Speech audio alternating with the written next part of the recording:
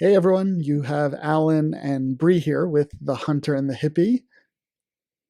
And today we talk about my 100-mile race in the Black Hills and everything that went into it, mentally, physically, the wrenches thrown in, and all of the support and incredible support that really helped me get through each and every mile along the way. And speaking of support, as always, we have to be so thankful and grateful for all of you that listen, all of you that tune in, whether it be on Spotify, Apple Podcasts, Google, Stitcher, any and all of the platforms, YouTube. Thank you so much. Please remember, hit the like, hit the subscribe, give us a star rating, write us a review. It is more helpful than you realize. Also, huge thanks to Brianna Cote, Brie Cote, for all of our still photography, as well as the Allison Band, AllYson, for all of our intro and outro music. And with that, here's the episode.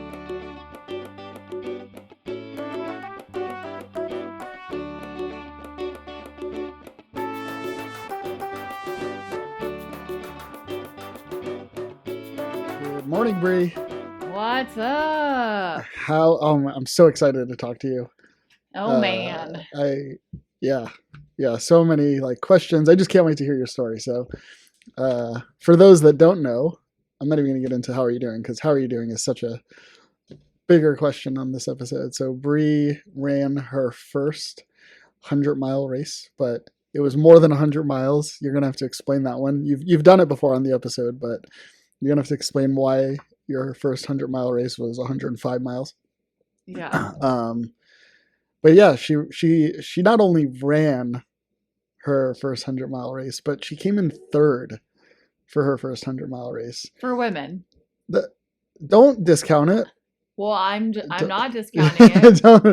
I got 11th overall, so there were, what would that be? 8 guys who were faster than me. Yeah.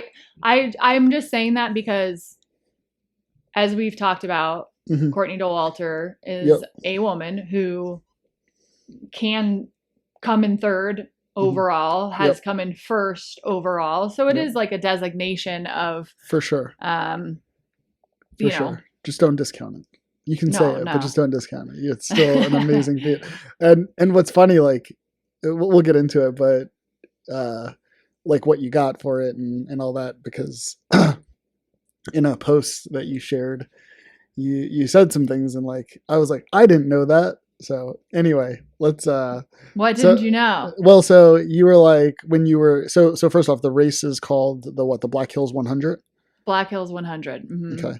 And Bold and brash is what the kind of subtitle. Okay. And where is it? It's assumingly in the Black Hills in South Dakota. Yes. It starts in Sturgis, South Dakota, and you run south predominantly on the Centennial Trail, which is single track with some ATV roads, and then you cut off and take the Deerfield Trail for a few miles to Silver City, and that's the turnaround at 52.5 miles. And so then you turn around and you run back, hook onto the Centennial, and again, it's mainly ATV, single track, and then the final stretch is on a bike path that leads into Sturgis City Park, which is where we started the race. So awesome. A little bit of pavement. And just to clarify, single track, that for those that don't know, it's literally what it sounds like. It's a single track typically used for mountain bikers. And so or a hiking trail. Right. So it'd be you think of a walking path, right? Could potentially fit a car, even if cars aren't allowed. And so this you can think of, I don't know, about 3 feet wide. I don't know if that's an accurate, maybe less, 2 feet. It's just enough to really hike or ride a bike on. Mm-hmm. So. Yeah. Awesome. So, which is fun. As a trail runner, I feel I always love being able to go run on single track because it's the most traily, it's dynamic. It's keeps your mind focused. And they're also typically well maintained to a certain degree. Whereas like ATV trails sometimes are kind of crappy because they get rutted out and can have big rocks and all of that. So Yeah. even though they're wider, they're just not as like fun. They're not as like flowy and fun, I would say. That's great. So That's great. So the question that, so you went to this race last year and as just an observer or did you crew? So last year, two things. Andy ran the 19 miler, the 30K. That was his first like trail race. So I went to go cheer him on for that. And I had a friend who ran the 100 miler and I paced for him during the night. So I was only able to pace him like 15 miles from the turnaround to Nemo, which is one of the aid stations, because I wanted to make sure to get back in time to take Andy to his race and be fully supportive there. So we hung out at the finish line after Andy's race and got to watch. We were there for quite a few hours watching people finish. I wanted to see my friend Brian finish, who I paced in the 100. So, yeah. Really cool. So Andy, we will actually hear from and see from in a little bit. We're going to bring him on the show to get his perspective as your main support, which is really exciting.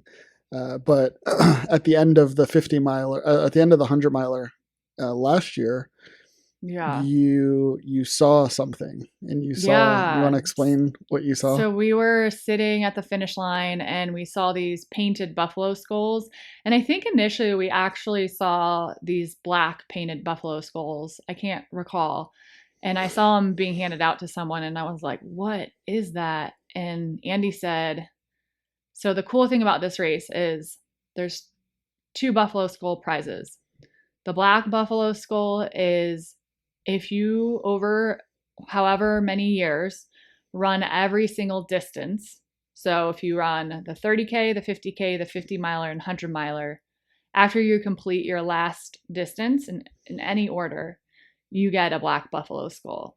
Wow. And so it's this way to honor. You might, they say as their tagline, you might not be the fastest, but it's still this kind of reward that you completed all the distances. And so Andy had said, I think the winners actually get some kind of buffalo skull. And when I looked up online, I saw in the 100 miler, the top 3 men and the top 3 women get a special painted buffalo skull. And I said to him, to keep. Yeah. Okay. So that's like the podium award, Yeah. So everyone who completes a 100 miler gets a belt buckle. That's kind of the known, that's the 100 mile thing. And there's usually also a different belt buckle for those who run it under 24 hours, like a special one. But so you get the belt buckle, and then for this race, their prize is the buffalo skull. And I turned to Andy and I said, I'm getting one of those. I actually, to be honest, I was like, I'm going to win this race. I'm going to run and win this race next year. Never running a 100 miler. Like that's amazing. Because, and you didn't share that. Like, I know you don't talk about like your goals and stuff, but like that, like you knew that going into it, and I commend you, right? Like, yeah, like the thing is, because these races aren't about beating people, like even, and we'll talk about this, but even while I was racing,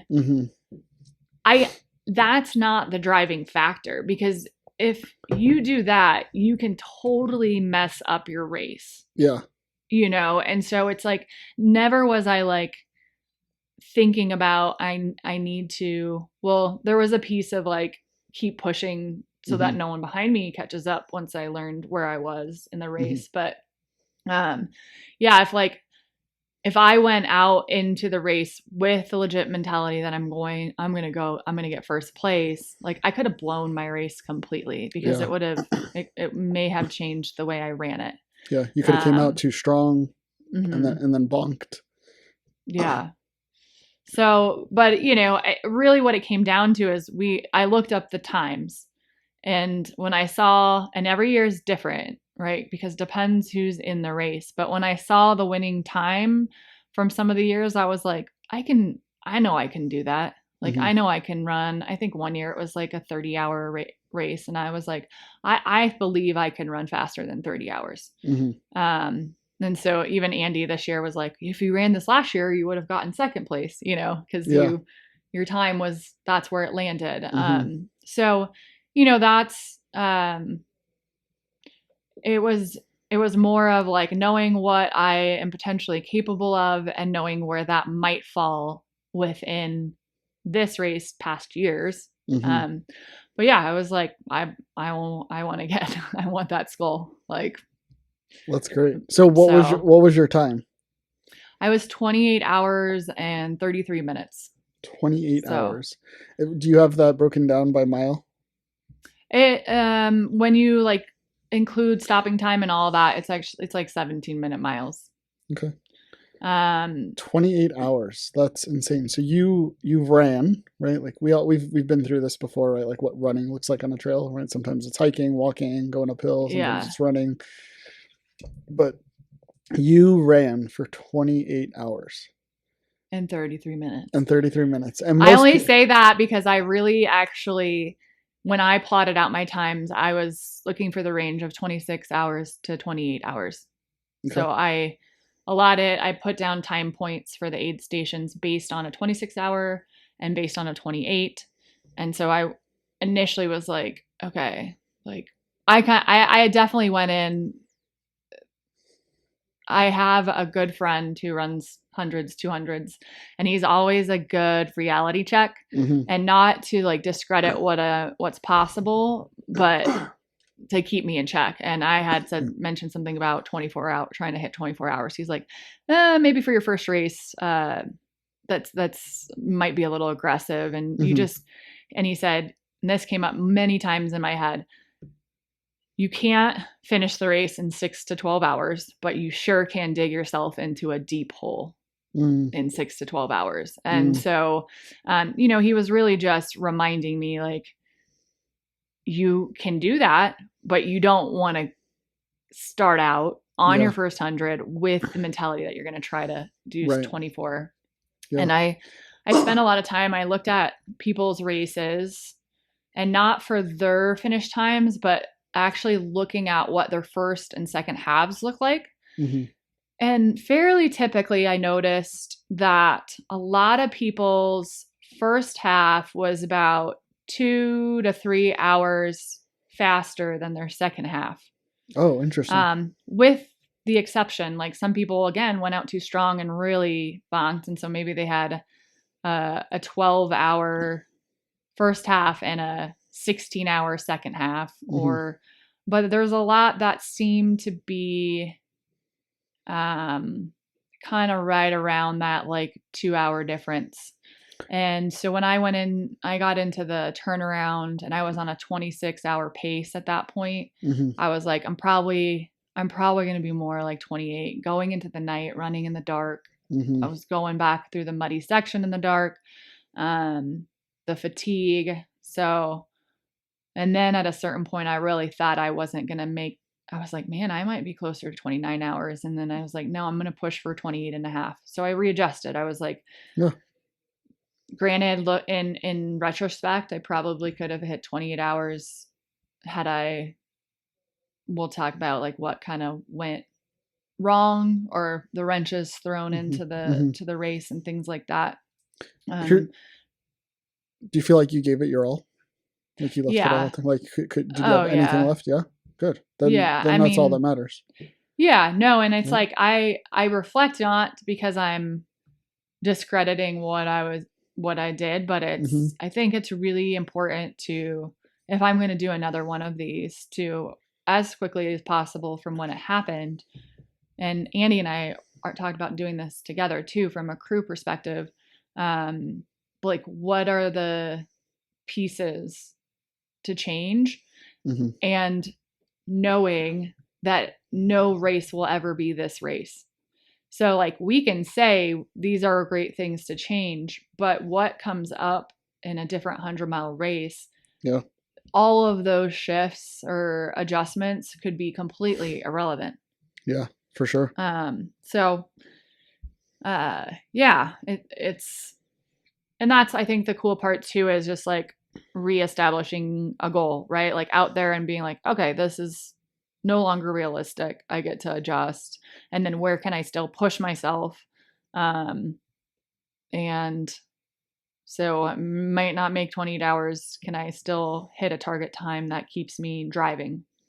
And that's where, again, that wasn't even necessarily about keeping placement for women, because I have no clue how far behind me the fourth place person was.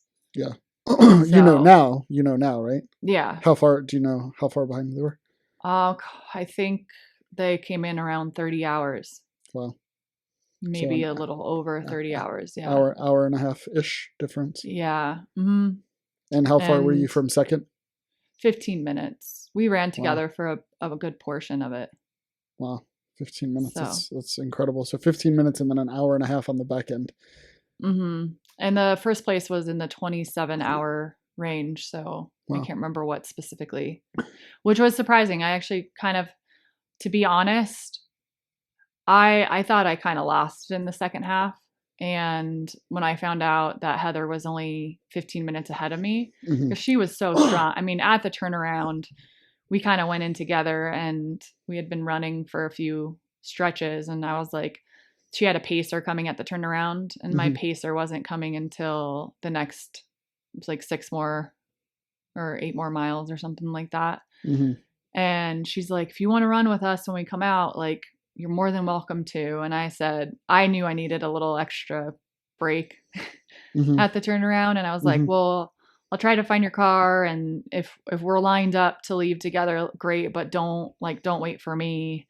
And she's like, same to you, like, don't wait for us. And I was like, okay, so it was really this agreement coming out of it. But she seemed so strong when we were running that I was, to be honest, surprised that she wasn't further ahead. So did you know her before this race? No, we met like at the start. We were running together kind of at the beginning, chatting, and she was from Wyoming, and just chatting for a bit. And at the first aid station, we lost each other. And because I didn't stop really. I changed my water bottles and kept going because the actual aid station was down below, and I didn't want to go down. So I just wanted to stay on there, and it's 7 miles in. So I just swapped my bottles, put some fuel in, and then went. And then she kind of came up to me. It must have been after the Dalton. She came up when we were going into, I guess it would have been mile, gosh, it's so hard to do reverse numbers. Maybe around 39, 37, somewhere in there. I was running with these random group of guys kind of a little bit, and then she kind of ran up, and I was like, oh, sweet. And we started chatting. And then from there, we like ran to the turnaround together. So went through one more aid station. We ran like a little less than like 20 miles together. Yeah, maybe closer to like 15 miles together. It's not a ton, but it's a lot of running time together. Yeah, and honestly, like she was like a super booster for me because I was like, I was already feeling it, and I was a little freaked out. Mm-hmm. I was like, oh, shoot. And so I was Mm-hmm. like, you can bury a big hole 6 to 12 hours. You can bury yourself in a big hole 6 to 12 hours. I was like, am I burying myself in a hole? But what was fascinating is like running with her. And I then was like, I feel like I'm going a faster pace than I want to with her. I feel like I'm going, like, I need to run my own thing. But I just like kept running when, like, with her. Mm-hmm. But what I realized is like, it was fine. Yeah. You know, like Mm-hmm. it was definitely like made me go faster than I probably would have on my own, but it wasn't crushing me, you know, like I don't think it changed. But I also think that's why going into the turnaround, I was like, man, I think I need a little, like, I need some time to like regroup, because I moved pretty quickly through the first quarter of aid stations. I was like in and out because you can lose a lot of time there.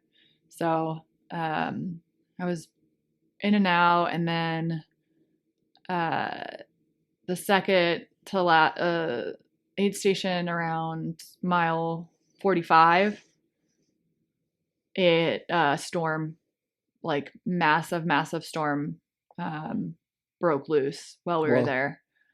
Like raining sideways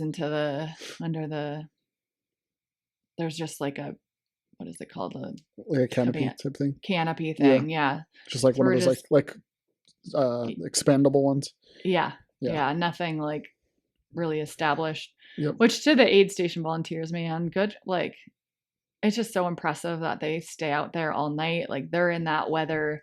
They had a camper, like a little motorhome type thing with a awning over it, but like the wind and the downpour was just kind of drenching, and that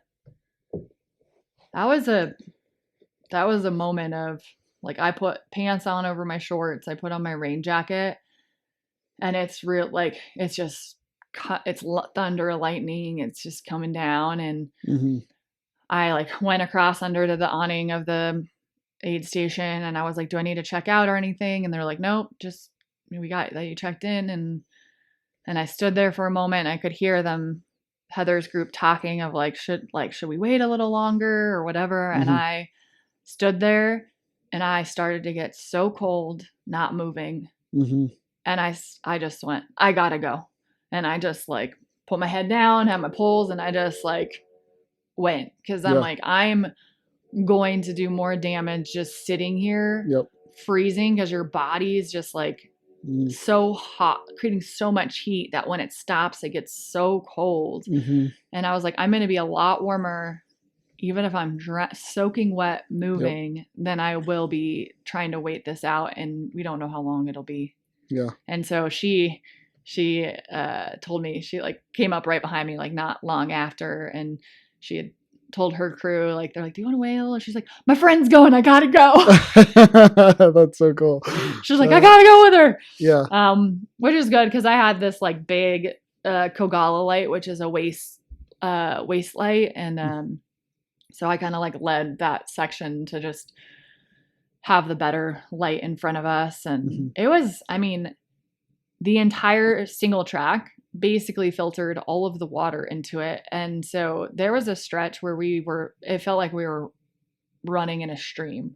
Like, it was just, it was worse than the creek crossings after mile 18, 19. Like, we had 5 creek crossings right after mile 19.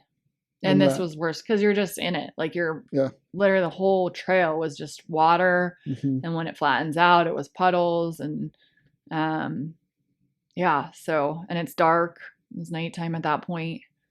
I love that you said, I want to back up just real quick, that inaction, right? Like, you didn't say this, but you said it. Inaction does more damage. And that's where we often find ourselves in so many things in life. And like, that's it's not just a valuable racing lesson, right? It's a valuable life lesson, that when we freeze and we stand there and we think of all the terrible things that could happen, right? We become so unproductive. And and you just gotta go.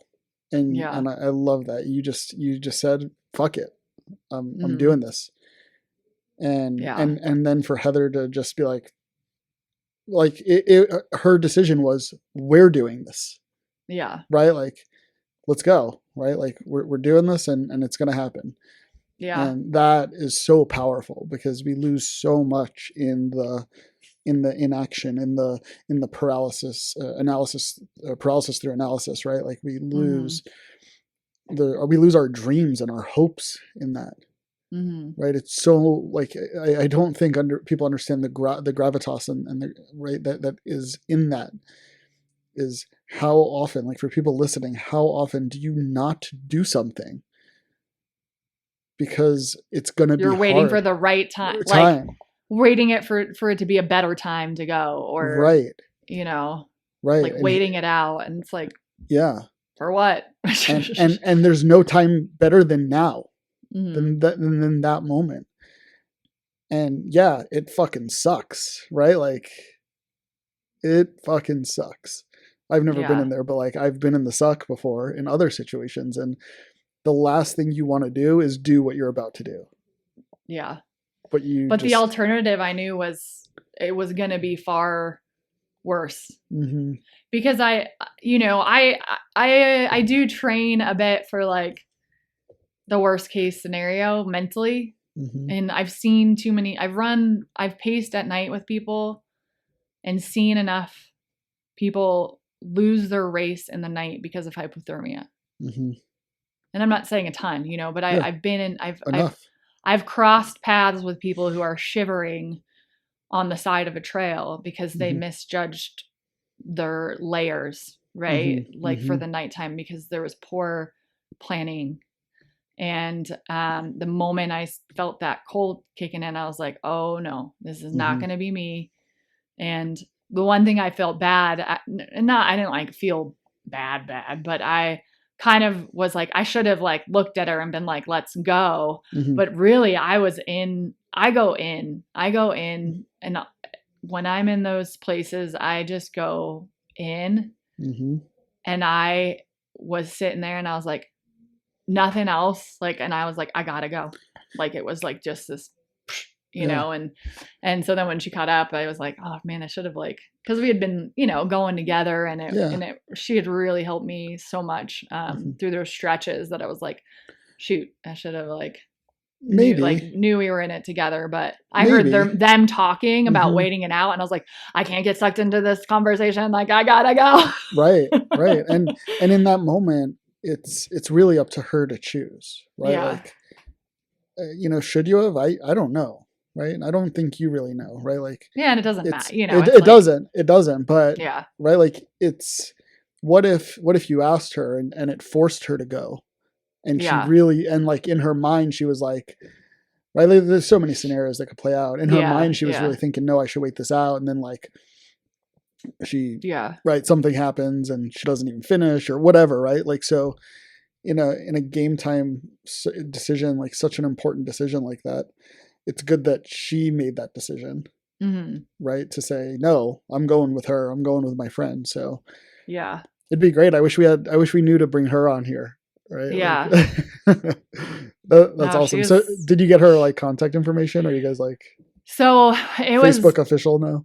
Downpouring rain when we finished. And so usually there's this big party hangout afterwards, and that wasn't happening because of the storm. And so I kind of looked around for her after the finish. And again, I didn't know at that point how much ahead she had finished. Like, I kind of thought actually she was at least a half hour in front of me. And so I was like, oh, she's probably gone. And I went to like the food area and she wasn't there. And so I was like, oh, I'll try to find her on social media. And I tried to look her up on Instagram and couldn't find her. And then I was like, I'll look on Facebook at some point. And then on Monday, I got a text. I was like, hey, Bree, this is Heather.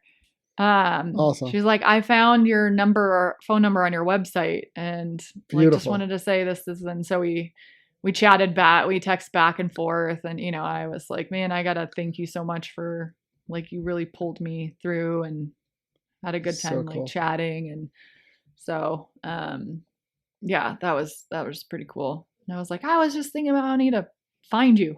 I was like, I was gonna Google PTs in Cheyenne, Hmm. like so That's yeah, wonderful. That's so yeah, cool. That's a friend for life right there, right? Like yeah. the suffer together. It's the best part of it's really the special part of these races, these especially these ultra, like you really do. I mean, you spend a lot of time with someone, Hmm. just at least a few hours if even if you're running, If you're on if you're 20, running 15 miles together, that's easily 4 hours. right? Um 4 hours so when you're likely at your worst, on your way to your worst, or you've already been at your worst, right? Like, yeah, right? Like that's a really like precarious time. Like you said, you turn inwards and then you have yeah. this other person there. I'm like, oh, I have to talk to someone. Right. Right. Which is what the second half with like my pacer, like that was an interesting part. But one little side note, so like Hmm. before she kind of linked up, I came across these three guys and they were hilarious. They were just like talking and blah blah blah. You could hear them like all over the place. But this was actually a good um, like booster for me listening to my own advice, because I was my legs were like definitely starting to feel that they had ran. Um, I would say between like between mile 32, 33, 34, and the next aid station, which was like 39. I felt like I could keep going. Like it Hmm. wasn't like my legs felt it to the point where I was like, "Oh man, I'm like bonking already." Hmm. But I was like, "Man, should they my muscles be feeling this already?" I was a little nervous with that. And I came up on these guys, and one of the guys was in his low cycle, and he was saying he was like having trouble trying to run and whatever. And I was like, man, you just got to keep going. You're going to cycle through. Like you're going to cycle through and you're going to feel good again. You're going to cycle through. You're going to feel good again. Hmm. But to hear that, like he was feeling it, Hmm. made it me feel a little more comfortable with that. Like my legs were a bit fatigued at that point. Yeah. So I was like, yeah, Do me a you're favor. Talk fine. talk about that. Talk about the loathe cycle, and The then low, the low. low. Yeah. Yeah. Okay. Yeah. Yeah. So Just talk low so psych. talk about that, and like talk about what you experienced, and not just like the low cycle, but how long are you in your low cycle, right? Like Mm, what are some of your thoughts? Then like what is it that you think maybe brought you out of it, right? So maybe just discuss a little bit of yeah. that for yourself. Well, I'll say one thing first to start, because this is a distance that was like very uh I entered an unknown territory at a certain point. Hmm. What I found very fascinating. So the cycles is like you hit periods where you kind of question if you can keep going. Like sometimes you can hit that low where you can't run. You're like, I just gotta walk or hike, and you like try to convince yourself to run, and you go run for a little bit, but like it could be anything from muscle fatigue to just like overall fatigue to pain that you're feeling. And so you do have those in. It's hard now to think about the 30-mile distance. um I think you usually hit one still in a 50K, depending on the. Yeah, definitely. But like in the 50-mile distance, like you might hit it a couple times and then you feel good again and you're like, oh, I can run again. And you Hmm. literally are like, I can't possibly run again. And you Hmm. just keep walking, you keep moving, and then you can run again.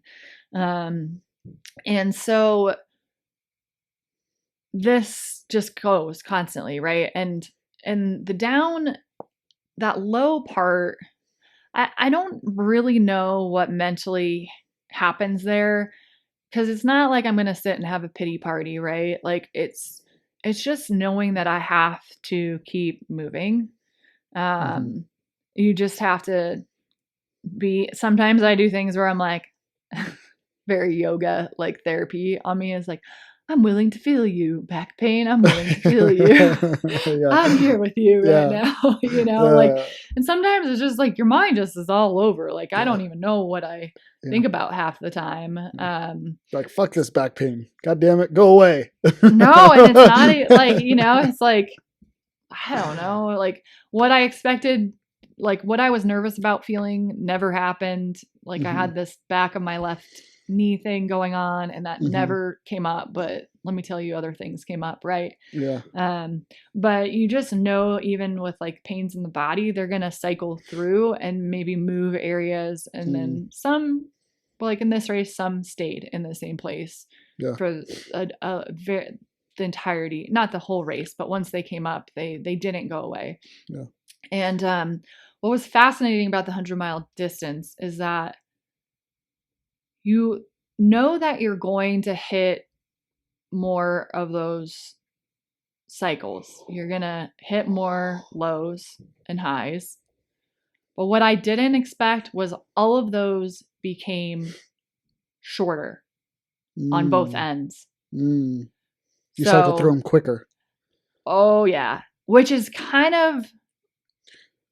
Were they taller? Like and almost were they kind of a bummer, because like, man, I love riding those highs, and you can ride them. I actually came out of the turnaround on a high. Like I was like, I'm like busting ass here. Like I was feeling good. That extra rest I took, like every aid station gives you such a boost. And part of it, yes, is stopping, but it's like people and like, and you really are racing to the next aid station. You never think about like how many more miles you have to the finish. You're only thinking about getting to the next aid station, because you know that next aid station is going to re-energize you, because you know you're going to come out of it like feeling better than you came into it. But those cycles, much quicker.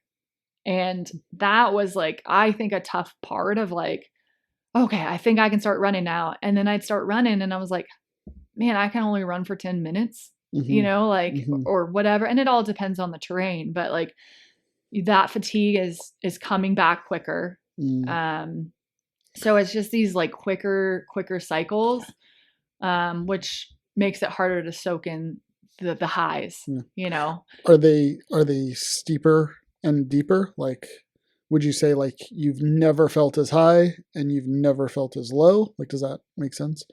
The highs aren't as high. That's the highs for aren't dang as sure. high. No. Are the lows lower than low? Like, were you... Yeah, and they fluctuate. For sure.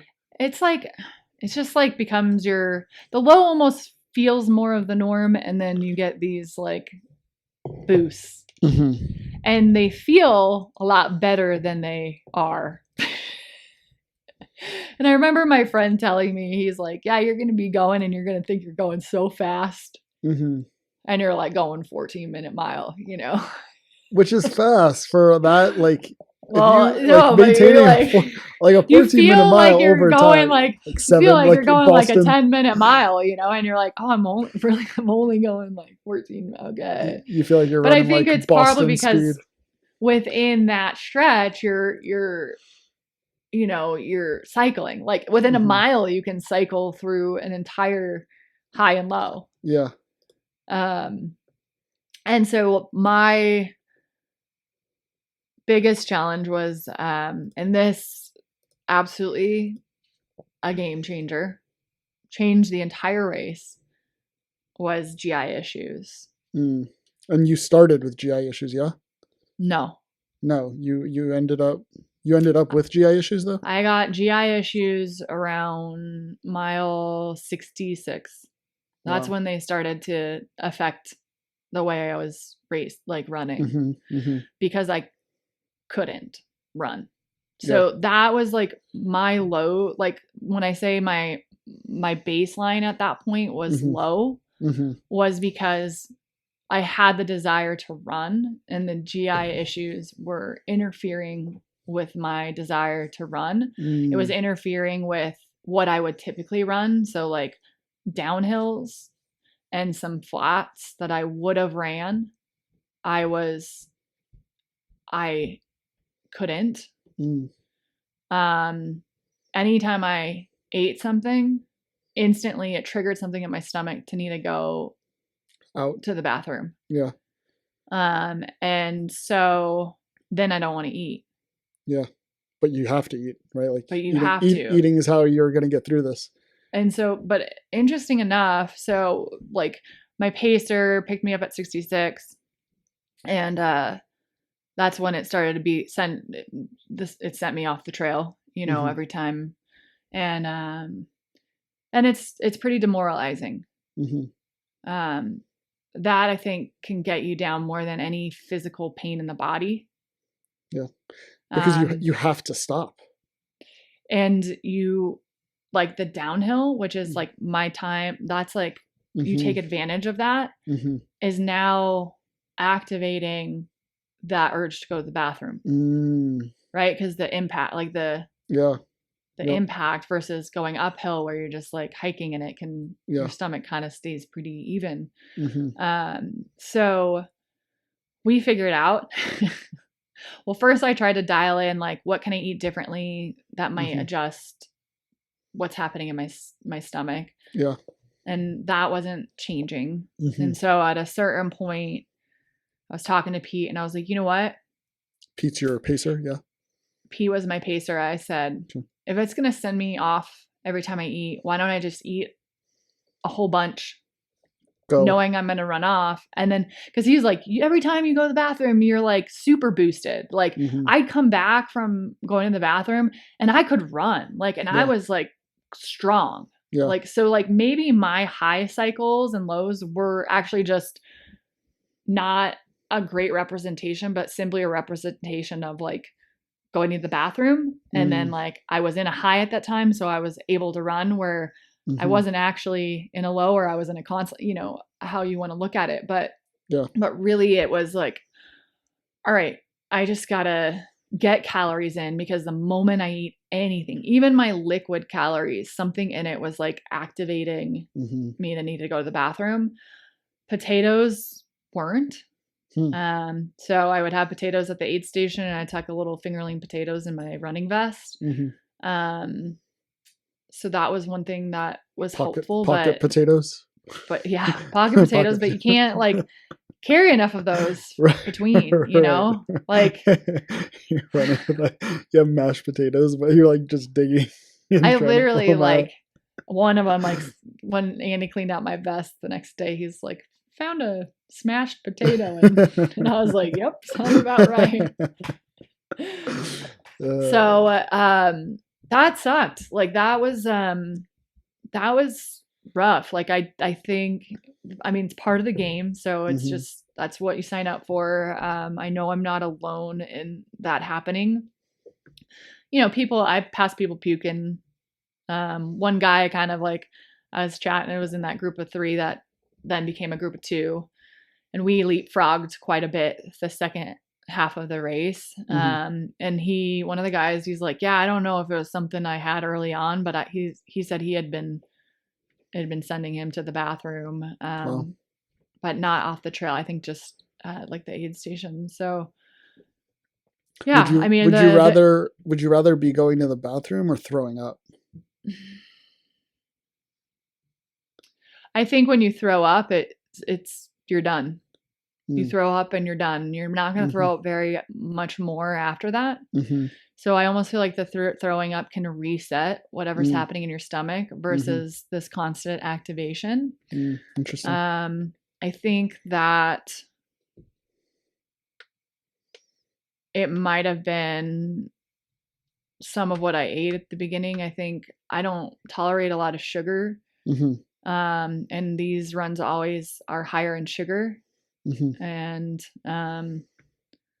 so I think that played a factor. And so maybe earlier on, starting with less sugar, feeling with more, just whether it be straight up carbs or proteins or anything like that, would have been helpful. I also started my period the next day. Oh, fun. So That has for a any definite impact. ladies out there, like if you know, I mean, for me, this might be a lot of information, but like the couple days before my cycle, like my GI stuff is a little disrupted. Mm. So that could have played a factor. And it's, you don't know. Yeah. And you don't really need to know. You can learn from it for the next time, but it's going to be a completely different race. I will dial in my nutrition, but it's also your Wait, body's just shutting down. Like you didn't adjust your cycle for the race date? yeah.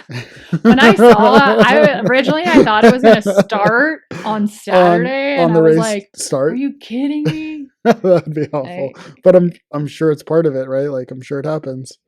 That's another thing too. I was like, man, you like physically feel your worst usually. Like I don't get bad like PMS stuff, but I am much more fatigued the days leading up to my cycle. And so I also was like, man, to be able to pull that off in that manner with that piece was also something like to be proud of, because I've known a lot of my training in general has been not like feeding that narrative, feeding the narrative that like performance dips before the cycle starts.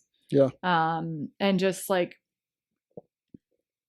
running and still doing, like putting in the miles, doing what you need to do. And I think even just that mental shift with abandoning that narrative has been helpful for me over the last few years. Yeah. So like anyone out there, I'm not saying like discredit what you're feeling, and there are hormonal things happening in your body. Like you are more prone to inflammation like the days that your period starts. And so there's a lot like absolutely physiologically that impacts you, but you also have the choice to feed into that narrative or move beyond it. And you chose to move beyond it. That's awesome. But yeah, so those like, and the other part was my feet were wet. So with running through puddles, were your feet like completely like just like swamp foot and blistered? And so I wear toe socks and gingies, and I didn't switch my socks till the turnaround. So halfway through, and I switched to another pair of toe socks, and then I wanted dry socks for like morale, and I changed those out. And that's when I started to get blisters because I had soggy, swollen feet, and then my toes were smushed together. And so with the skin being soft, it was kind of catching under the toe next to it.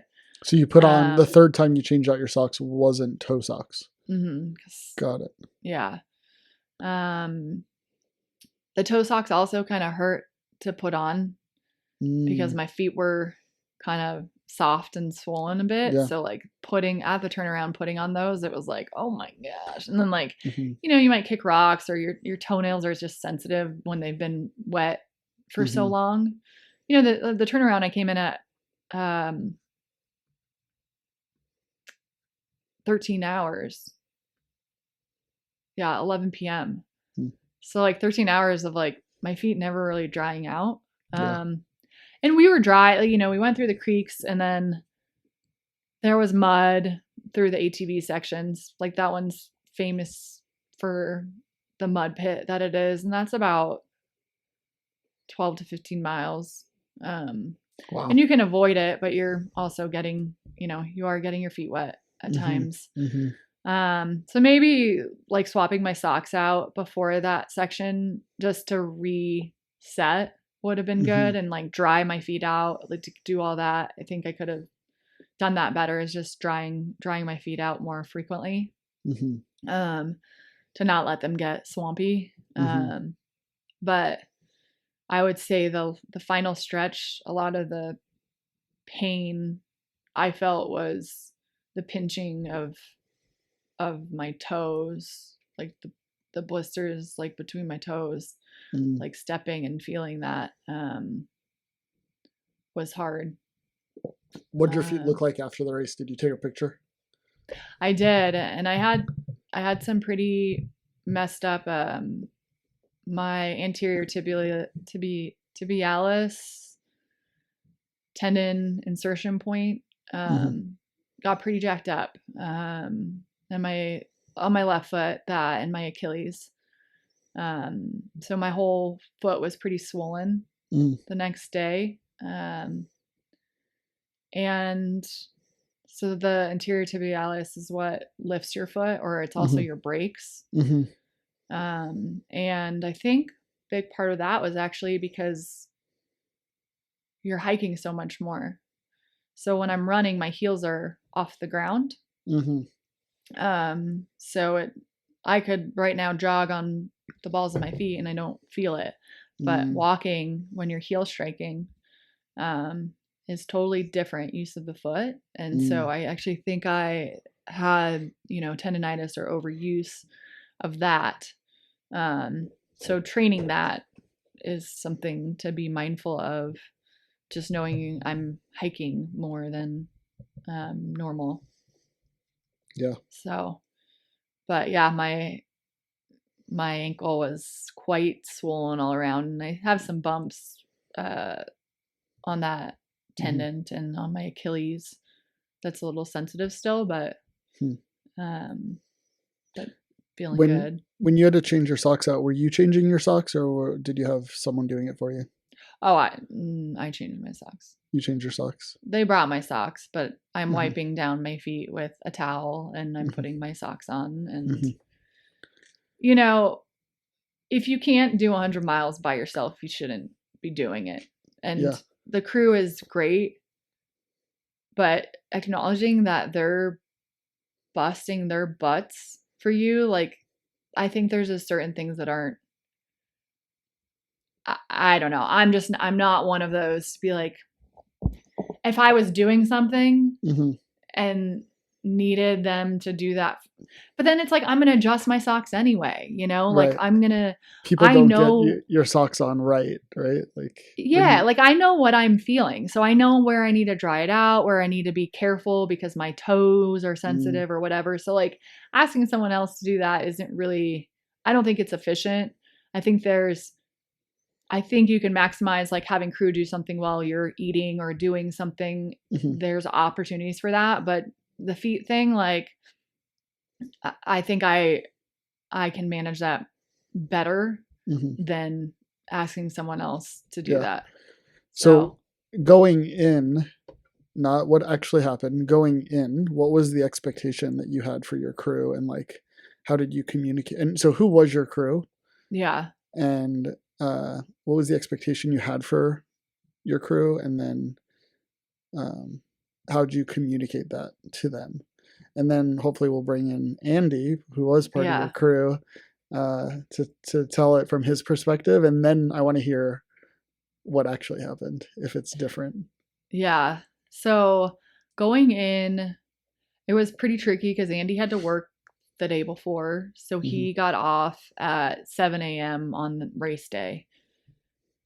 And we started at 10. It's about an hour drive. So we left around 8:15-ish.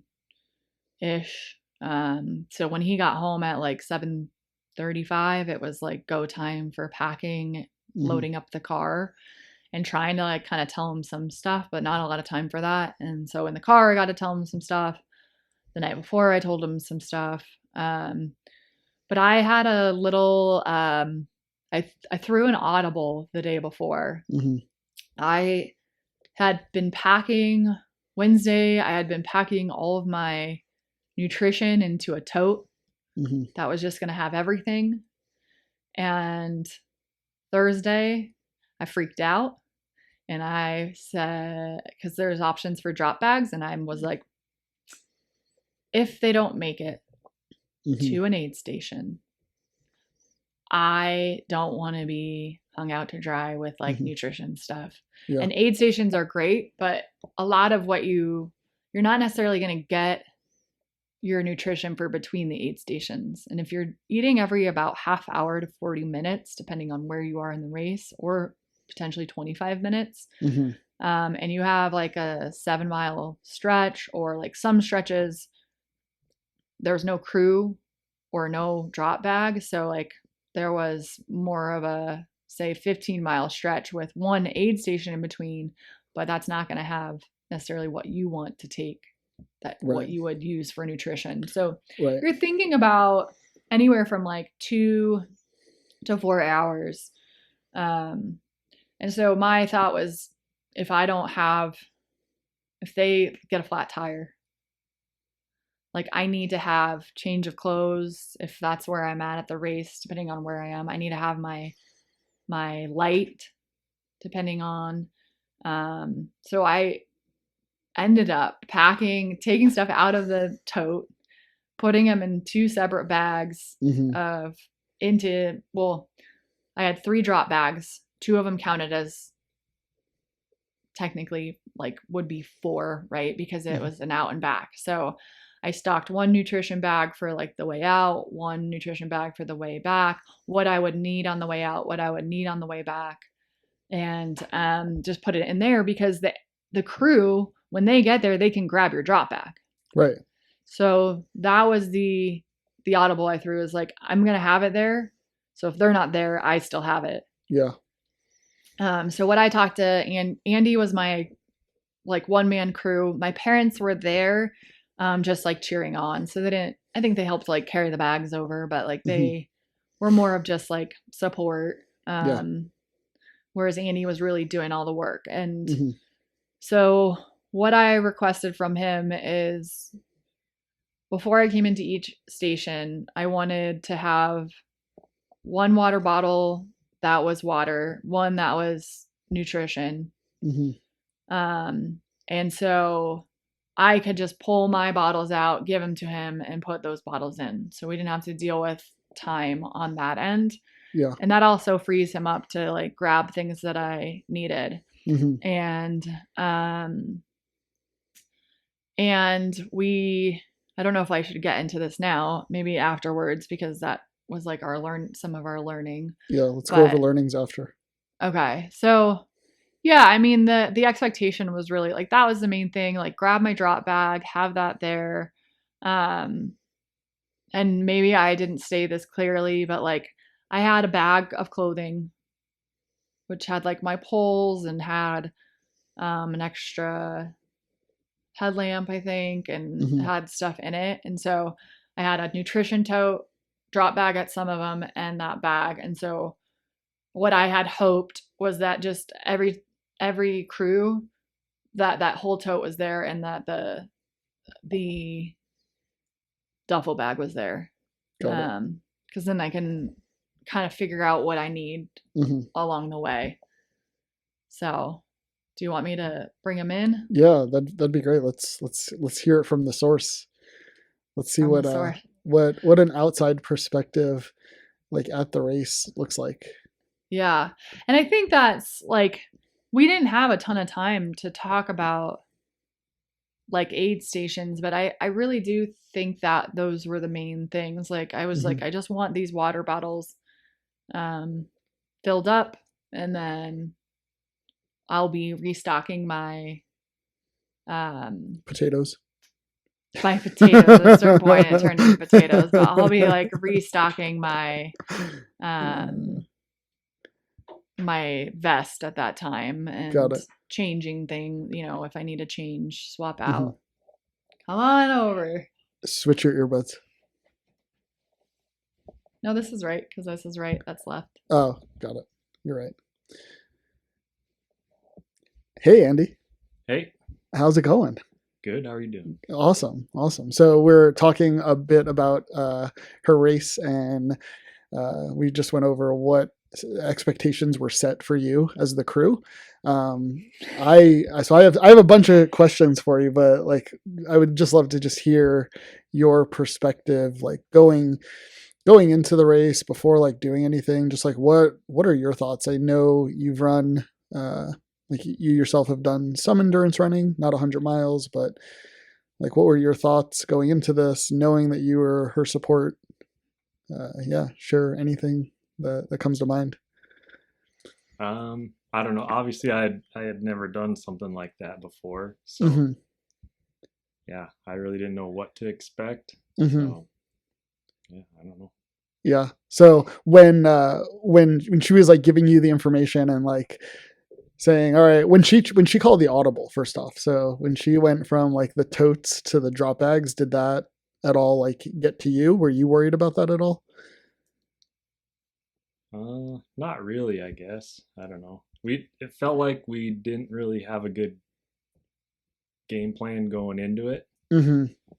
Not any real clear expectations, I guess. It was just kind of shooting from the hip for the most Yeah. part.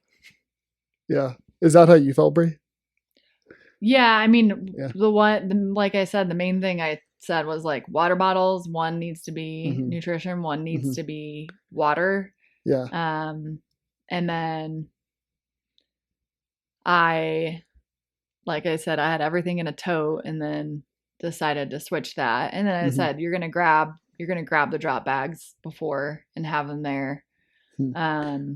And where my communication lacked was wanting the whole tote, the whole duffel bag at Mm. every cruise At, station, right? got it. And so I think I went in with an assumption of that, um, versus a clarity of I want all these things here because I don't know what I'm going to want.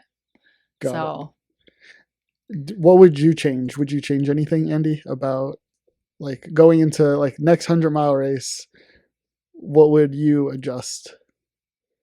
Well, leading up to it, I the night before the race I had to work, so I wasn't here when she packed the drop bags and whatnot. Mm-hmm. So had I been here with her, and it would have been nice to see what was in each drop bag as she was packing it, and Mm, I think that would have kind of given me a better game plan of what she wanted at certain aid stations. got it. So the prep leading up to the race, helping out with that could have been better. Mm-hmm. Um, as the race went on, I don't know. It seemed like it worked out pretty well. mm-hmm. I just, as she would come in, she would kind of tell me what she might want at the next aid station, whether or Mm-hmm. not she actually used that stuff. But I always tried to have it ready for her. One of the big things that I did realize, or lessons that I learned, was as the race went on and she got more tired, um, she may not have always been making the best choices in what she wanted. So mm-hmm. I definitely could have done a better job of, No, this is what we're doing now.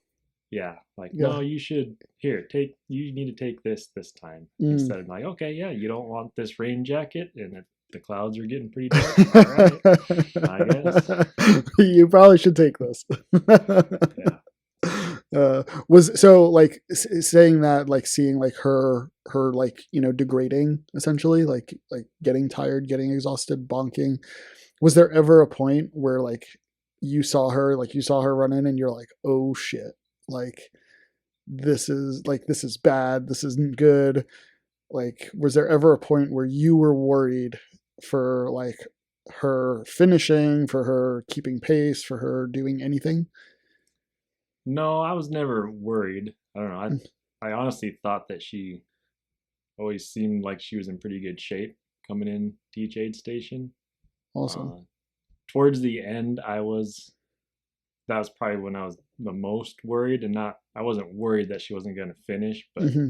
I knew she didn't have very many layers, and it was definitely looking like it was going to rain again. Mm-hmm. But yeah, Interesting. I was worried she was going to be very cold when she got to the end, but I wasn't worried that she wasn't going to make it to the end. That's good. And so, Bree, did they have like the blankets, like the silver blankets at the end? Like, did they have ways to like keep you warm, help you out a bit at the end, or no? Well, I always carry an emergency blanket, Mm-hmm. like training runs or anything long distance training runs, Mm-hmm. because you just never know what could happen. Like you could be out there and like break a leg and need warmth, Right. So I always carry emergency blanket. And the last aid station was 7 miles to the finish. And I came in and was like, well, if it does rain, it's not that far. Mm-hmm. And granted, like 7 miles at this point is taking an hour and a half. Mm-hmm. So, I was like, well, if it's raining and I don't have to run that long in the rain. Mm-hmm. And it wasn't like super dark clouds yet, was it? Is this when you denied the rain jacket? Well, no, he was like, do you want it? I was like, no, just take it. Like, I don't need it. I'll just, it's not that long. And Andy, did she need the rain jacket? She probably would have liked to have it along. Got it. So not long after I left that aid station, it started to rain. Mm-hmm. And there's a little part in the trees, but probably the last 5 miles, maybe 4 miles, mm-hmm. is basically exposed hills. So no coverage, and it was like sideways rain. And I was getting really cold. I was just in sleeveless and shorts. And you were dealing with your GI issues still, yeah? Those actually I pretty much did not fuel. I was getting to the point where I was, I don't know if I think I only took one item of fuel leaving that station. I was skimping, I would say. Yeah. I don't know at what point, but he was filling up my vest how he normally would. Mm-hmm. And I was coming in with essentially full most of it still in there. I just didn't. I was like bare minimum, like what can I get by with, Yeah. So that last stretch was like also like I knew there weren't good places to go to the bathroom. Because it's wide open. And then you have the 50Ks running. Yeah. Catching up to you. You have the 18 milers. There were going to be a lot more people. And so I was just paranoid of if I have an emergency and it's like in this stretch, like it's not good. Yeah. So I opted for I didn't want to eat. Mm-hmm. I think I had one, I don't remember, but I think I had one little piece of fuel, but so I was, it was exposed and just, it almost felt like it was going to hail. Like there were big drops coming, and it was, when it subsided, it was still like this wind. And finally I started to feel it catching up to me. Like you're kind of hot enough initially, like creating enough heat that you don't feel it, but at a certain point you will. And so actually, it was just the last mile and a half. I had Pete, my pacer, I asked him to pull out my emergency blanket, and I wrapped the emergency blanket around me, and I finished the run with that wrapped around me, and it helped a lot. Awesome. So I got 2 more questions for Andy and possibly you, and then we can get back to it. But for tracking, how did you track her? How did you know? How did you know when to be at what aid stations? And were you expecting her? Was it just were you just going off of your general time that you knew she'd be running at, or? Yeah, a couple things. Before the race, she had a sheet of paper with all the different aid stations and kind of a time frame of when she thought she would be there. And so I used that as a guide, and I just kind of kept track of when she came in to an aid station and when she left, and just kind of compared to what she had predicted she might be coming in at. And so that I was able to have a pretty good idea of when she would be at each spot, but assuming that she was going to keep her current pace type of a thing. Yeah. So I did that, and then kind of just paying attention to runners that were consistently coming in front of her, Mm-hmm. and be like, okay, I seen these guys come in 10 minutes before her at the last one. So It's once probably I would see same. him come in, like, all right, she's probably getting close. So I'd start getting stuff ready for her. Got it. So What happened at Dalton On the way out. on the way out? So what happened? Let's hear it. So the race started, and then we met. Myself and her parents met her at like the first aid station that we could meet her at, Mm-hmm. and then for some reason we were completely off on when we thought she was going to be at the next one. Uh-huh. So her parents went back into town. They were going to check into a motel and whatnot, and Mm-hmm. I stayed out on the course and went to the next place. Well, I actually came all the way home, ran to the post office to get some other fuel that she had shipped in that she wanted. So I drove like an hour and a half to get back home to home to go check the mail.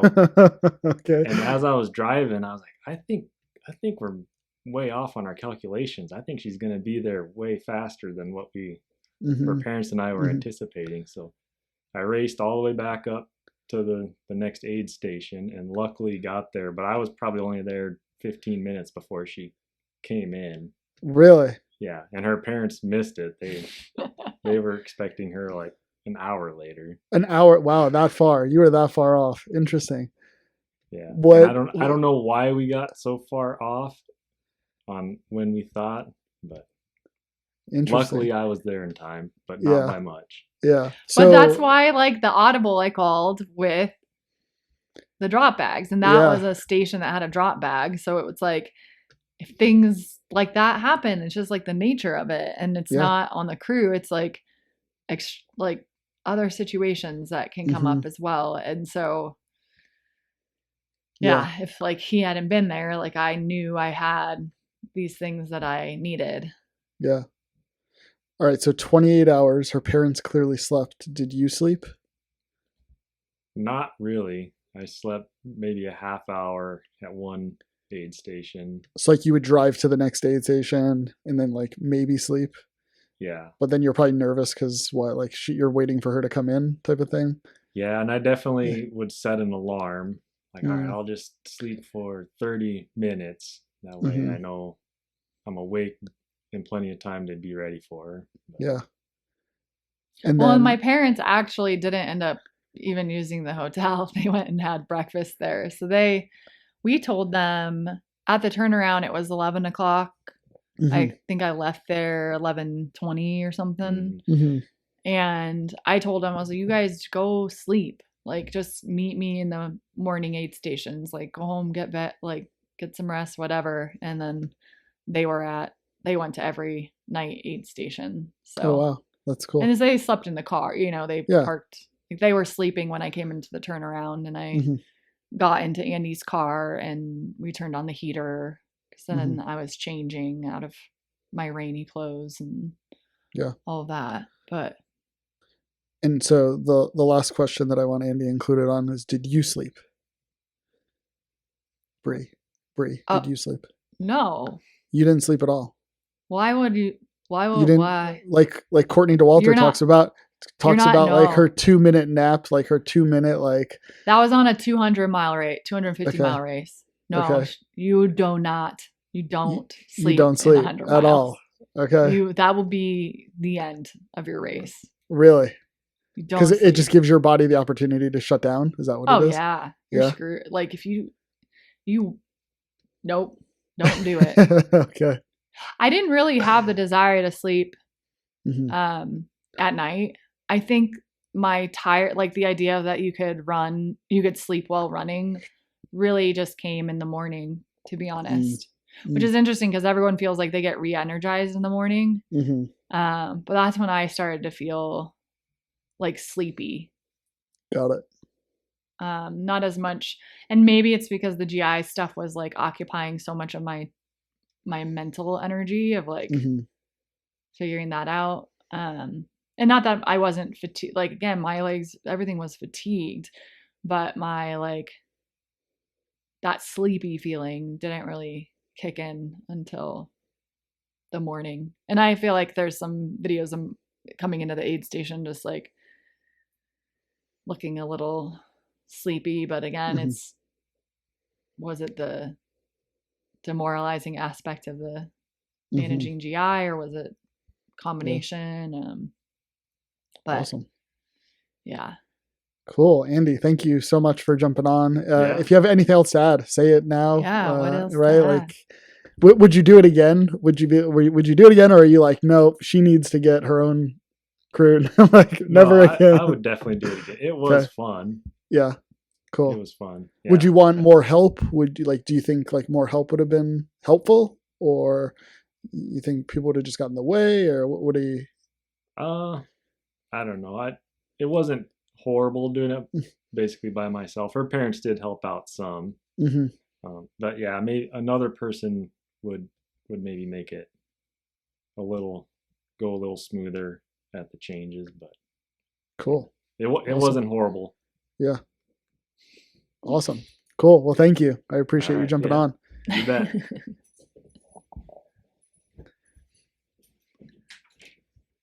So fun. Thanks for getting him to jump on. Yeah. We need to bring. It takes a lot of peer pressure to do that. Yeah. We've been going for a while. We've been going for a while, and that's the first time he's been on. So yeah, that's exciting. All right, so I still have a few more questions for you, and we're going long on this episode. That's okay because we want to hear all about it. Yeah. Did you hallucinate? Were there any hallucinations? No, none. I saw some at one point. In the morning, like late morning, I was like, I saw something, and I was like, what is that? But never like, I didn't really hallucinate at all. Not like when people are, like, oh, I saw a car pull up or this or that. Like I saw like a log that looked like something else, and I was like, is that a person up there? Or, but nothing crazy like that. Yeah. Okay. What about, do you know how many people raced the 100-miler? I think there was 90 something, but only 53 maybe finished. That was going to be my exact next question. I have to look that up because they had it posted on. I went to the website. I went to the website. It's not on the website. It just has like record holders on the website, and it says like there's some other thing to look at. Well, it's interesting because Ultra Sign Up hasn't loaded the results yet either. And the timing system was not, let's see, where is it? It doesn't show all the people who dropped. So that was what was interesting. I had a friend running it who was in second place, and he dropped. Oof. Yeah. Second place at what mile? I was going into Pilot Knob, which is mile 45. So for him, he was coming out, and it was mile 60 for him. And he was looking really strong, and he was in second place overall. Wow. And then he dropped. What does he ever, do you know the reason? He said something like his energy, something with energy, like not being able to, let's see because he ran Bighorn 100 the weekend before. Oh shit. Yeah, he did Bighorn back to back 100s. Yeah, he did it in sub 24 hours, and he was hoping to do Black Hills in sub 21 hours. And so he said, I was wiped out, never had my energy so low. Couldn't hardly walk 50 yards without stopping for breaths. My stomach wasn't processing food into energy, I think. I overworked and got backed up, and body started to say no and shut down.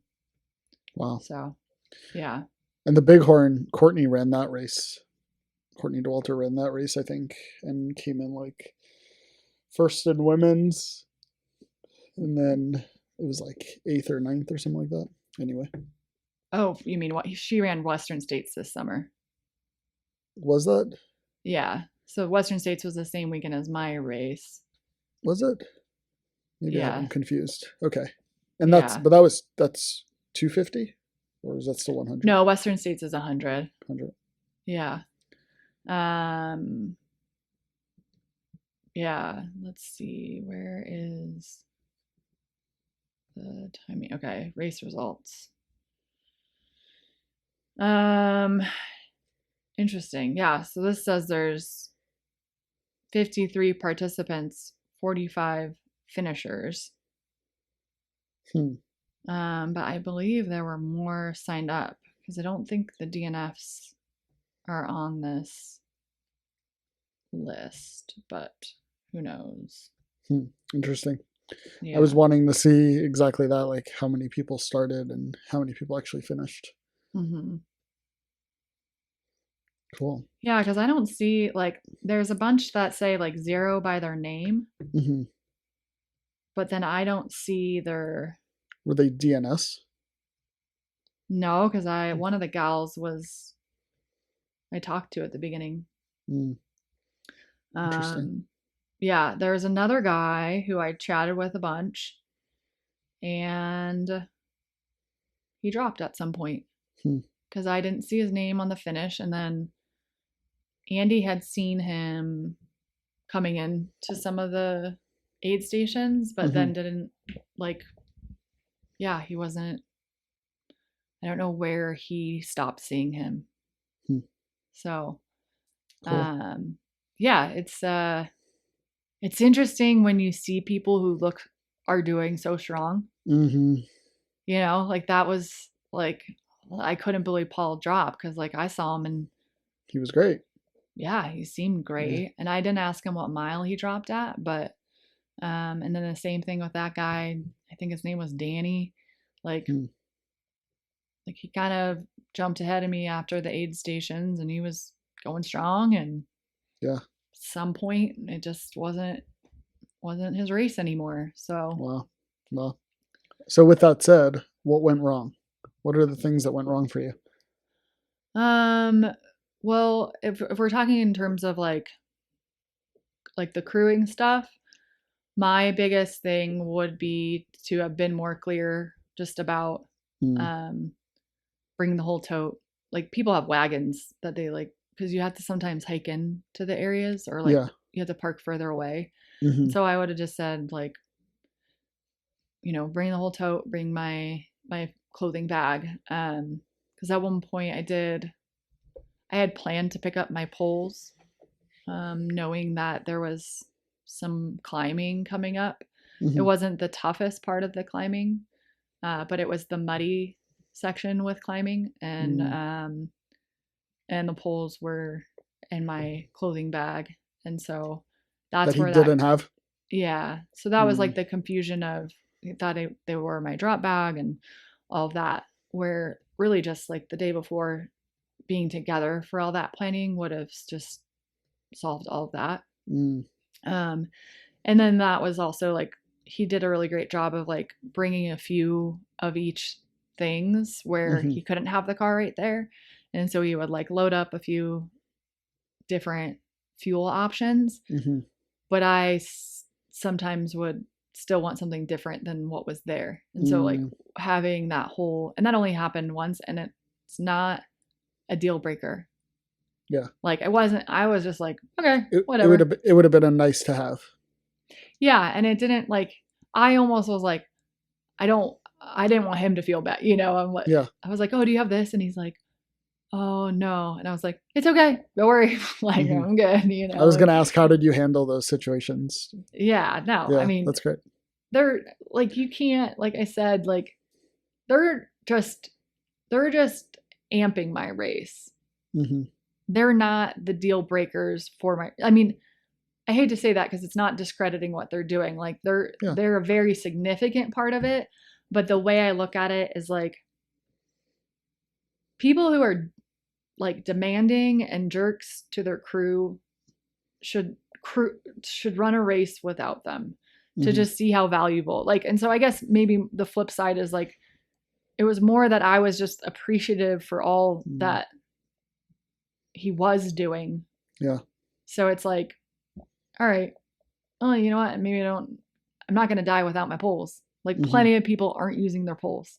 Yeah. And I actually ended up using my poles going into the turnaround and the whole way back because of like my soggy feet. Like it helped sometimes to help alleviate the pressure off of my feet to have the poles. But yeah, I mean, one funny thing. Like when I was done using my light, so I had the Kagala light, which was attached to like a battery pack. And I had the battery pack typically in the side of my vest, but then when the light was done, I put it in my back.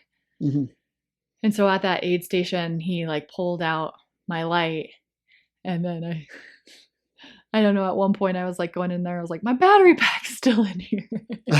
So you were still running with your battery I was pack? like carrying my like and like I think there was one other thing, and my spare headlamp. So I was nervous my light was gonna go out, even though I had a full charge on my battery pack. But you know, it's the first time I'm using it through the whole night. And the last thing I want is to like be running without a light in the dark. That'd be awful. Yeah. So I like had the battery pack and my headlamp still in there for like one of the, and it was the long stretch too. Oh, of course. And I was like, just what I need, running with extra weight. Every ounce counts too at that point. Yeah. Everything feels heavy, but no, it's like all the things, like nothing that like kind of wasn't there was a deal breaker, if that makes sense. But having them there definitely ramps up the experience. It's just like hopeful to have someone packing your vest while you're like grazing the aid station or like looking through the food tote for the food. And that at one point I said, can you just bring the whole, I just said like, can you bring the whole tote? And that then brought the whole tote, after that, like then every time the whole tote was there. So it's just easy adjustments. And like I just have the utmost respect for crew and the aid station, because here are people and like family, not that it's like family, like they're kind of signed up for it, not really, but like, it's like, you signed up, you decided to fall in love with someone who likes to run far miles and is going to need a crew. Like that's what you signed up for. Like, hello, you're welcome.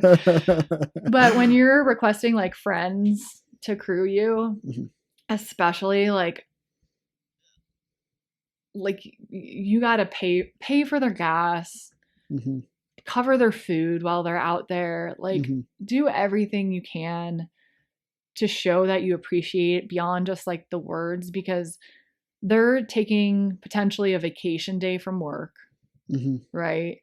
So they're, if not more, there's, if they're driving their own car, like they're putting miles on their car, they're losing sleep for a night.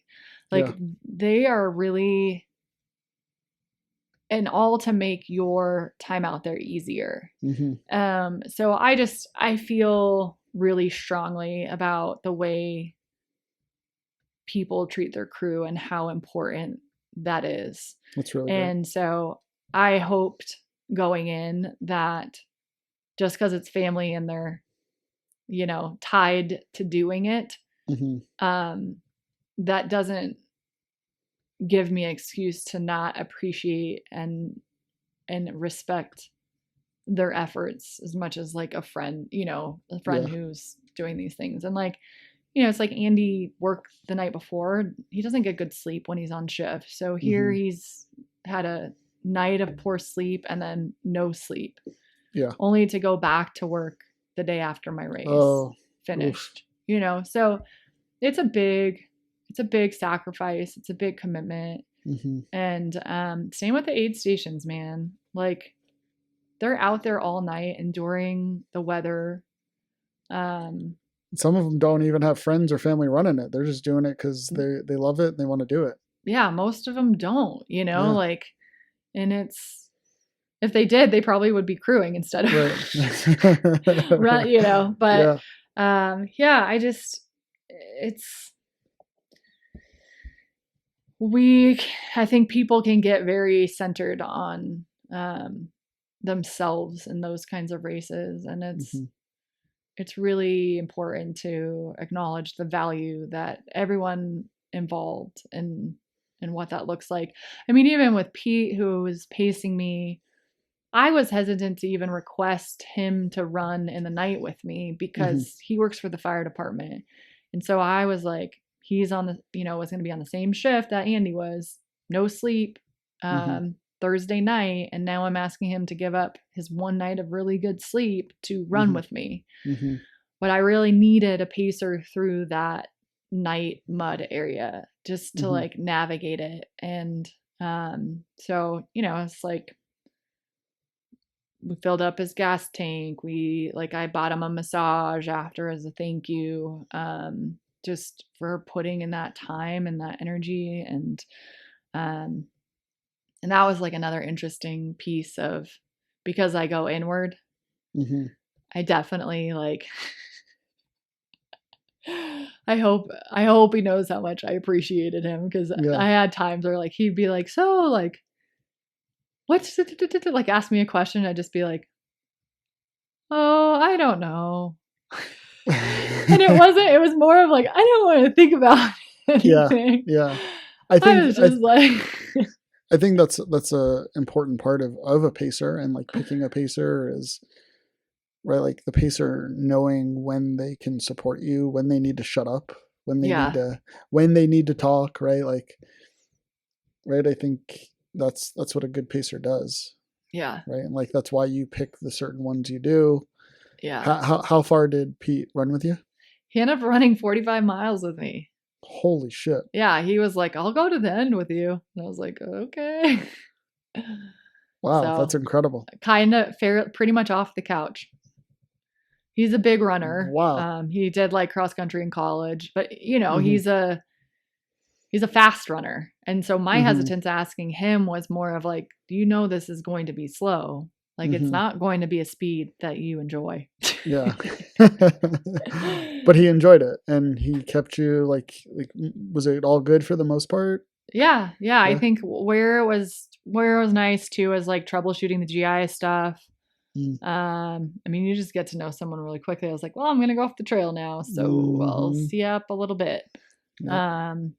So yeah. And I think maybe I could have been like, I just don't want to talk right now for a little bit, if that's, what I was feeling, but I just kind of I was quiet a lot. And I'm potentially, that would have been different if the GI stuff wasn't happening. I think that really hurt my morale, whether I showed it much or not. It was hurting. It made it hard to stay positive. Because I knew I was capable of more at that time and just couldn't. Because I didn't think I'd want to chat much in general, but like even with Heather, we were chatting quite a bit. And so I was like, well, actually that might be nice, but then going into the night, or like we were already in the night, but I think Pete probably picked me up around 2. Maybe it was earlier. So you're hitting that kind of point. So yeah. And I think the pacer too is like helpful. Like I would tell him things. I was like, okay, I think I want to brush my teeth going into this one, or I want to want potatoes. Like, so if I forgot to tell Andy to like do potatoes and he could have it, like their pacer's kind of like your backup, because you do start forgetting things. Like I never brushed my teeth. I asked for the toothbrush, and then I was like, I'm gonna go and see what I can eat over here, at the aid station. And so, or if like at one point I like set my poles down and I almost just left them, and he grabbed them. And he was like, poles, and I was like, okay. Yeah. Because they can't mule. Only in Leadville can you have a mule. So okay, so they can't carry anything for you. Yeah, they can just tell you, hey. Yeah. Got it. I mean, you could hand it to me, Yeah. I did leave my like glove. The first time I ran off the trail to go to the bathroom, I left my gloves Oh. off the trail, and it was like a steep section. I was like kicking rocks as it like, and we started running, and I was like, oh, my gloves. So we both ran back, but then he like went down the hill and like found my gloves and brought them back up. But yeah, they're actually Andy's gloves. So you ran back. So you did more than 105 miles. Yeah. Yeah. Well, my watch actually went out at 104. And then I Strava the last section. It was like 1.6 or something. Okay. And I will say that the head trip was when you hit 100, when your watch hit 100 miles and you knew you still had 5 more miles to go. Yeah. So explain why this is. Like, if you tell me I'm running a 100-mile race and then you're like, you got 5 more miles to go, I'm going to be pissed. Well, trails in general are never going to be exactly the amount. So sometimes they're like actually like a little bit less, which I think would be somewhat more frustrating if it's like I signed up for a 100-mile race and it's like 99.2. Right. Yeah. I'd be running in the parking lot. Well, and I'd be like, I don't want it. No, this is BS. Like, I don't want to keep running. I'm done, But, but then a lot of times they might be like 101. So it is definitely excessive for it to be 5 miles over. Yeah. But the way they explain it is like it's a perfect setup to run into Silver City and back. So what's funny though is like that part of the route you could drop down to another trailhead that would make it 100 miles. Like it definitely doesn't need to be 52.5 to the turnaround. I think they legitimately did it because there are like 3-ish, 2.5 ridiculous climbs in and out of Silver City. Oh, so you come out of, it's like a little kick in the pants. Like you come out of the turnaround and you're climbing. Like there's a little like flat stretch. You go through a little creek and then you're just vert. And then you kind of drop a little and then it's vert again. And then it's like almost like a false summit and vert again. And I think they really did it more for like the to make the challenge of the course. There's pieces of it in general that you can tell they could have changed this to make it 100 miles and they kept it the way it is because it's like it's making it a tougher course. Yeah. So coming into Silver City, you were probably like, oh shit, I got to come up this. Well, I've ran on it. I've been on it. Well, not ran. I've hiked it before. I've been on it and I paced that part coming out. Okay. So I forgot there was like 3 of them after I paced. Like I had paced that and I remember being like, this is such crap. Like this is dumb. But I ran my 40-mile training run. I did at the end of my 40-mile training run, I did those hills because I was like, I want to know what it feels like to be tired and on these hills again. So, good. And that's when I was like, oh, what the heck? Like, I don't remember this many hills. That's funny. But yeah, I think it's the fun. Like that's race directors do that. Like they want it to be more challenging than just 100 miles. They want it to have its kind of those kickers and I think the real tough part of this race is it's rolling. It's not like a mountain race where you are like, all right, I got 5 miles of climbing right now. And you're just like in the grind of climbing. Like you are constantly fluctuating between climbing and running and flat and running and climbing. And there were some beautiful sections that you just got to fly downhill, but not a ton, right? Where you just knew I was going to be able to like really run this section. And one of those sections was like the mud factor too.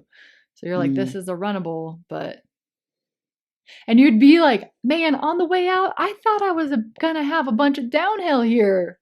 This is not downhill.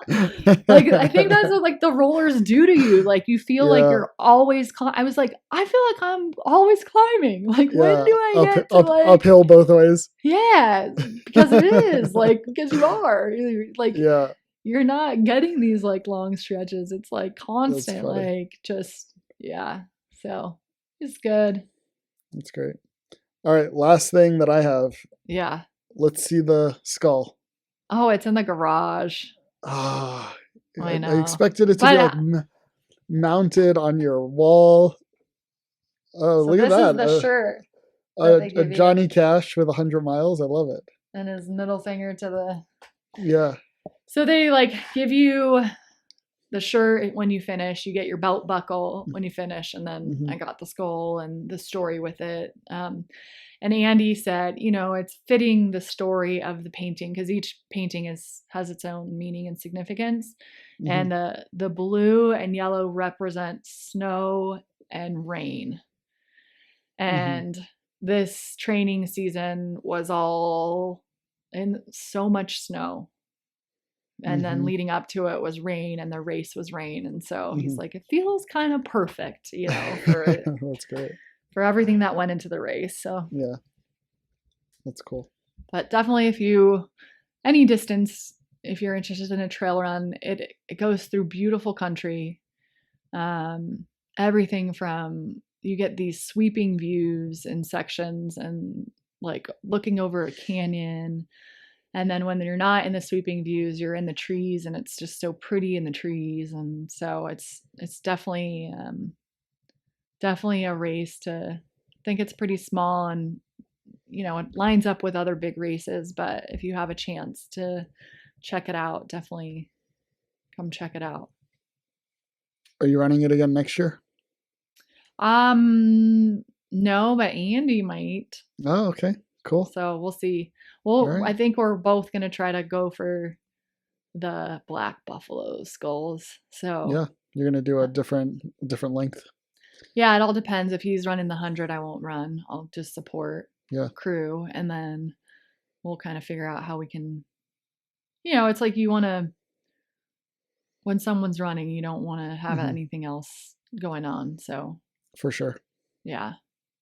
But cool. Yeah. It's exciting. I'm so happy to hear all about it. I can't wait for everyone else to hear about it. Yeah. Anything else? No, that's all I got. You got anything else? No. Yeah, just a trip, man. Awesome. Well, you want to end with some breathing? Sure. Journal prompt. All right. So, as always, if you can close your eyes, close your eyes. And if that's not available, just soften the gaze or soften the focus. And as you bring attention inward, just expand your attention to the entirety of the body and the breath as it moves in and out of the body.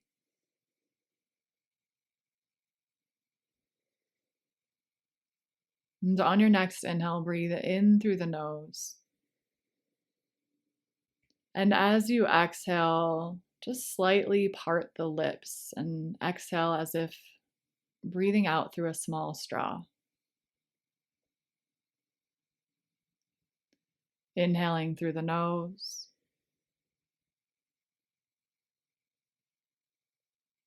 And exhaling through slightly parted lips.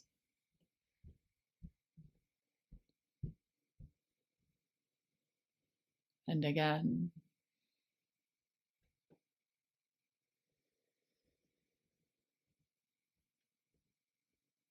You can either continue with this breathing technique, or as you release it, first take a moment to again observe the body, the breath, and how you're feeling in this moment.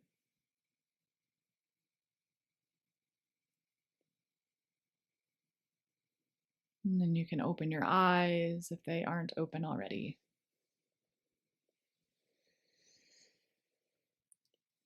Awesome. Thank you, Bree. I did a lot of the there'd be times I'd be going, I'm like, okay, start running, and I go. Pete would be like, you got this. And I was like, yep, it's just my all right, Let's go. Pep talk. Recentered, refocused, Yeah. back in it. Go ahead and grab your journal and you typically, write about what you heard. But I want to go back to a couple things. One, right, like the action and inaction part that we talked about closer to the beginning. Maybe write about your thoughts on that, and maybe where you have taken action or where you have faltered with inaction. But don't pass judgment. Right? We're very quick to pass judgment and start determining bad and good, and it's neither. It just is, and it's just an opportunity for us to get better. And if you remember, I asked Bree a question, and I said, "Did you give it all that you got?" And all that you got in that moment is different than this moment, and different than the next moment. And so that's a question that I'm always asking myself, and that I feel a lot of people should be asking is, did you give it all that you got? Because if you did, then there's nothing, right? Like, you should be proud of that moment, in whatever it is, whether it be running 100 miles or just waking up at 5 a.m., right? Like, did you give it all that you got? And if the answer is no, there's nothing to be upset or beat yourself up about. It's just something to look at and change going forward. How can I give this all that I got going forward? And what does that look like in each moment? And yeah, anything else to add to that? I guess one thing to add or to reflect on, and I didn't mention this earlier, but I had signed up for a 100-mile race in 2020. And as we know, everything got canceled that year.